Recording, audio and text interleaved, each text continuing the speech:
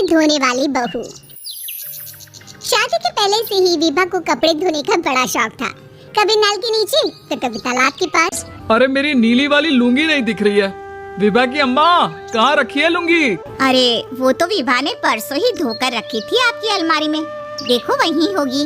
वो ना मैंने आज धो दी, मुझे लगा कि गंदी हो गई होगी।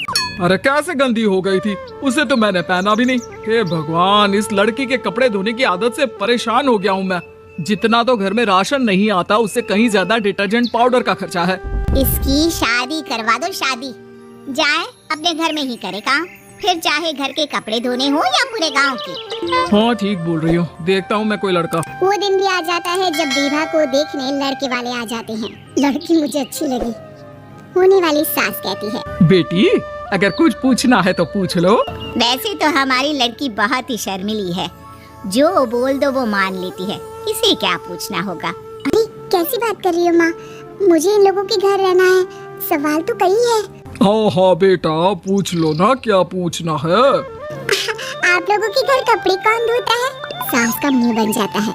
देखो, अगर तुम ये कहना चाहती हो कि तुम्हें कपड़े धोने नहीं आते तो सुन लो, कपड़े मैं ही धोती हूँ, लेकिन तुम्हारे आ जाने के बाद मैं रुमाल तक नहीं धोऊंगी। अरे चुप रहना भाग्यवान, बहू बेचारी घर आई नहीं, उसे डराना शुरू कर दिया। वो क्या है ना बिटिया, अभी तक तो ये कल्लू की माँ ही धोती थी, लेकिन अब तुम्हारे पापा तो दहेज में वॉशिंग मशीन देंगे ही। तभी विभा की माँ बोल पड़ती है, सवाल भी पूछा तो क्या, वैसे भाई साहब मशीन की तो फिर भी कपड़े धोने की कैपेसिटी होती है। मतलब जो बिटिया दे रहे हैं ना विभा, इसे कपड़े धोने का बहुत शौक है। ये आप लोगों के क्या आस पड़ोस गांव मोहल्ले सबके कपड़े धो दे और उफ तक ना करे। बाहर देखा नहीं आपने कितने कपड़े सूख रहे हैं? सब हमारी बिटिया ने ही तो धोए हैं। बस भी करो ना माँ, शर्म आ रही इतनी तारीफ सुनकर। और तो एक दाग निकाल कर दिखाओ तो मान जाओ।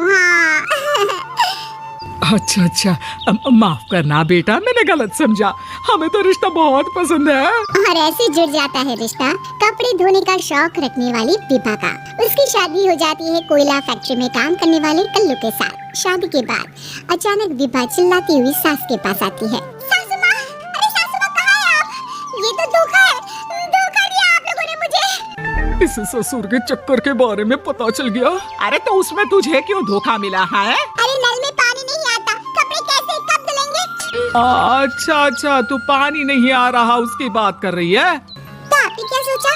कुछ नहीं। अच्छा तेरी माँ ने कहा था कि कपड़े धोने का शौक है तुझे, याद आया मुझे। शौक शौक बोलकर कपड़े धोने वाले मेरे जुनून को कम ना आके सासू माँ, कपड़ा धोना मेरा गुरूर है। तभी पति भी वहाँ आ जाता है। अभी अभी मैंने इसे सनी देओल की फिल्म दिखाई है, उसी के डायलॉग मार रही है माँ। अच्छा सुन, साफ साफ बता रही हूँ, पानी सुबह 4 से 6 और शाम को 10 से 12 आता है, समझी? विभा टाइमिंग सुनकर हैरान हो जाती है। ये क्या भूतों का मोहल्ला है? सुबह 4 बजे उठकर कौन कपड़े धोता है? 4 बजे टंकी में पानी जाता है, फिर सारा दिन धोना ना, किसने मना किया? अरे कैसी बात कर रही हूँ, 200 लीटर की टंकी में कितने कपड़े धो लूंगी मैं? सुबह ही उठ जाऊंगी मैं। अब क्या था, विभा सुबह 4 से लेकर रात के 12 बजे तक कपड़े ही धोती रहती। एक रोज सास पड़ोस से निकलकर कहीं जा रही होती है कि साथ वाली कहती है, हाँ कल्लू की माँ, जरा ये बताओ कि 2 साड़ी है, 2 ब्लाउज और एक पेटीकोट और एक नाड़ी वाला लंबा कच्छा। हाँ तो? अरे तो क्या कितना लोगी धुलाई, ये बताओ। धोबन दिख रहे हैं हम क्या? हमारे पति सरकारी नौकरी से अभी अभी रिटायर हुए हैं और बेटा सुपरवाइजर है कोयला फैक्ट्री में। धोबन समझ रखा है हमें। हाय रे कल्लू की अम्मा, माफ कर दो, वो तो मोहल्ले में यही सब बता रहे थे कि तुमने बहू को कपड़ा धुलवाने के काम में लगा दिया है। सास को पड़ोसन की बात सुनकर गुस्सा आ जाता है। वो घर पहुंचती है जहां घर के बाहर ही इतने सारे कपड़े सूख रहे होते हैं जितने कि किसी धोबन के घर पर। अरे ओ कल्लू की दुल्हन, बाहर निकल। माँ जी यहीं आ जाओ, बाथरूम में चादर धो रहे हैं हम। अरे अभी हम धोते हैं, तुमको बाहर निकलो।